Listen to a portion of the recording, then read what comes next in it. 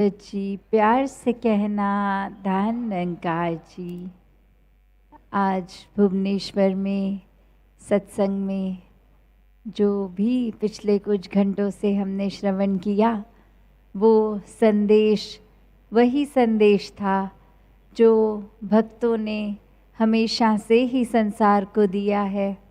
माध्यम चाहे कुछ भी रहा हो, भजन, स्पीच, एक कविता रूप, कोई भी भाषा का प्रयोग किया गया हो, पर संदेश यही कि इस जीवन में आए हो तो इस आत्मा जो इस शरीर में है उसको अपना असली निज घर का पता हो, एक अपने असली रूप का पता हो, और ये परमात्मा ही इस आत्मा का एक पूर्णता से ये रूप, असली रूप।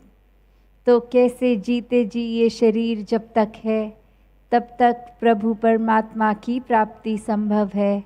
इस आत्मा को परमात्मा का मेल कराया जा सकता है ब्रह्म ज्ञान द्वारा।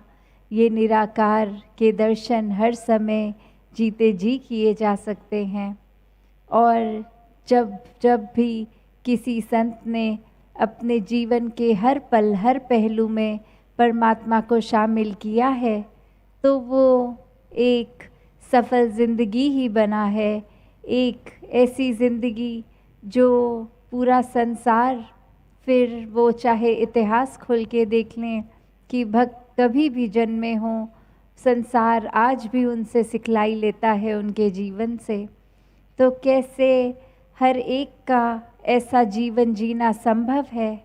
हर धर्म ग्रंथ यही फरमाता है कि अपने जीवन को व्यर्थ ना गवाओ, जीते जी परमात्मा को जान लो, और फिर जानने के बाद ही एक सच्ची भक्ति की जा सकती है। ये पता जब होता है कि पूरी कायनात पे, पूरी सृष्टि में, पूरे ब्रह्मांड में ये परमात्मा ही कण कण में है, और इसको देखकर फिर हर समय एक जीवन जीने का मतलब भक्ति करना है।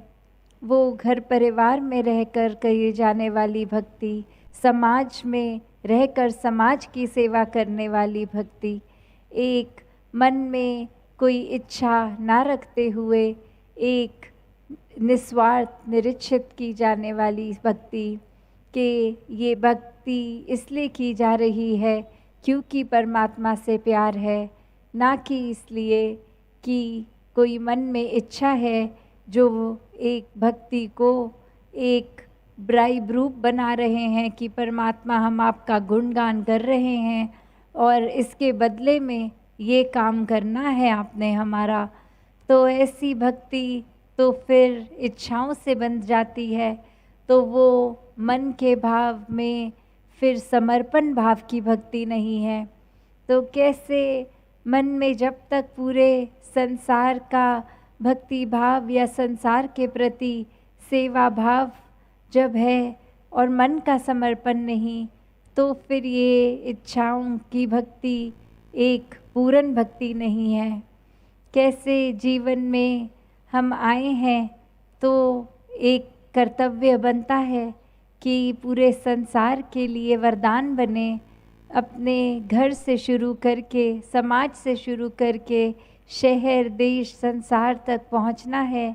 एक मन का समर्पण उसके लिए सबसे पहले ज़रूरी, वरना तो घर के कुछ चंद सदस्यों के साथ ही स्वभाव इतने अलग सबके, तो ये मन मुटाव हो जाने, ये मन फिर एडजस्टमेंट्स की बात आनी, और वहीं अगर एक छोटे दायरे से लेके पूरे संसार भर में हम हर एक व्यक्ति में इस परमात्मा का स्वरूप देखते हैं, क्योंकि सभी में ये परमात्मा है।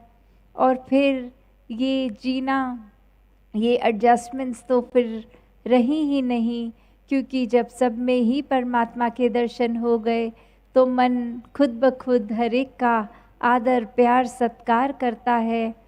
फिर एक ऊंच नीच की बात भी नहीं रहती समाज में, जाति पाति के बंधन भी नहीं, क्योंकि देखने में चाहे सब कितने अलग, चाहे कैसा भी एक रहना खाना सबका अलग, फिर भी ये परमात्मा के बनाए, परमात्मा के प्यारे हैं।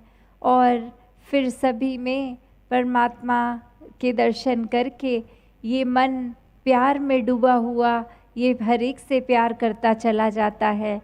और कैसे अपने जीवन में ये मानवीय गुण सिर्फ ऊपर की शिक्षा की तरह नहीं कि एक शिष्टाचार करना, एक अच्छा व्यवहार करना, कुछ लोगों के आगे अच्छी मीठी बातें करना, तो वो कोई एक कुछ समय के लिए इम्प्रेस करना है किसी को, किसी के लिए अच्छे बनकर दिखाना है।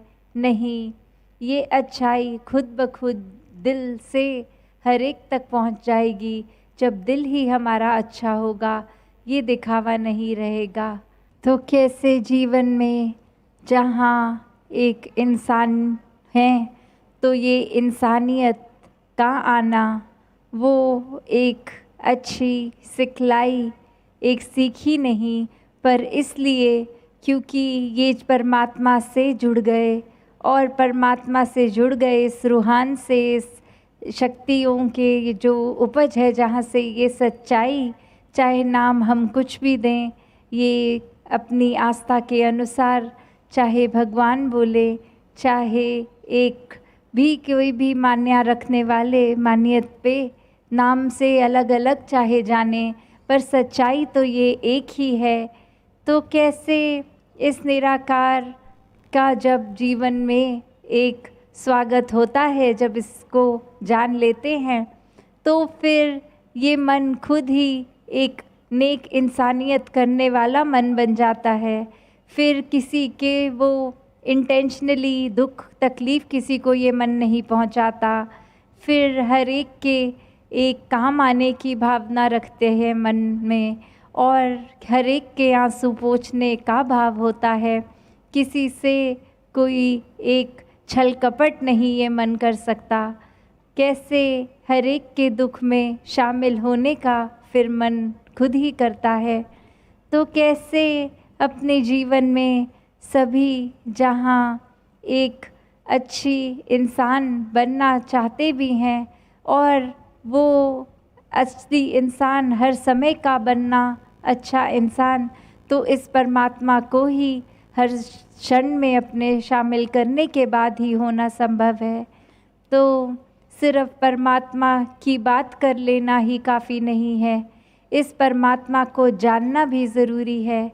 जैसे अभी सत्संग में भी सुन रहे थे कि संसार में जितने भी वेद ग्रंथ हैं वो अगर पढ़ लिए मुबारक है, और अगर कोई पढ़ा लिखा नहीं भी है तो भी वो उतना ही स्पिरिचुअल हो सकता है। वो बात सिर्फ कि एक आध्यात्मिक होना कि कैसे एक परमात्मा को देखने के बाद ही वो संभव हो पाता है। क्योंकि फिर पढ़ने के नाम पे तो हमने इतिहास में रावण का भी उदाहरण देखा है, जो इतने ग्रंथों को एक पढ़ तो लिया, विद्वान तो हो गया, पर कहाँ खड़ा वो अहंकारी नाम से आज भी जाना जाता है। उसको आध्यात्मिक से ये नहीं कोई पहचान करता कि हाँ ज्ञाता हो गया, ज्ञानी नहीं हो पाया, क्योंकि एक ब्रह्म ज्ञान की दात वही समझता है जो ये ब्रह्म ज्ञान लेकर परमात्मा को असल में सिर्फ हर समय के लिए ही देखता है, कुछ क्षणों के लिए नहीं। तो कैसे हर कोई जीवन में एक अगर स्क्रिप्चर्स पढ़ भी ले पर उन पे चले नहीं, क्योंकि उन पे असली चलना तो उनको समझने के बाद ही होता है। तो जीवन में एक पढ़ने से ज़्यादा वो पहलू जीवन में उतरने ज़रूरी हैं। तो जहाँ पढ़ना मुबारक है, पर उनसे ज़्यादा ज़रूरी एक हर जो भी गुरुओं ने कहा, पीर पैगंबरों ने समझाया, संतों ने समझाया, उनके जीवन में जो एसेंस था, जो बात उन्होंने समझाई कि परमात्मा को जान लो, ये सच्चा धन अपने जीवन में ले आओ।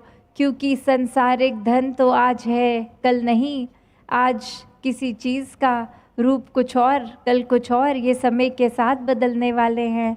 तो ऐसा धन जो हर समय एक जैसा ही रहेगा, हर स्थिति में एक जैसा ही रहेगा, ऐसे सच्चे धन के साथ जुड़ जाओ, इस परमात्मा के साथ जुड़ जाओ, ताकि संसार के फिर कोई भी पहलू को जीवन में जी रहे हों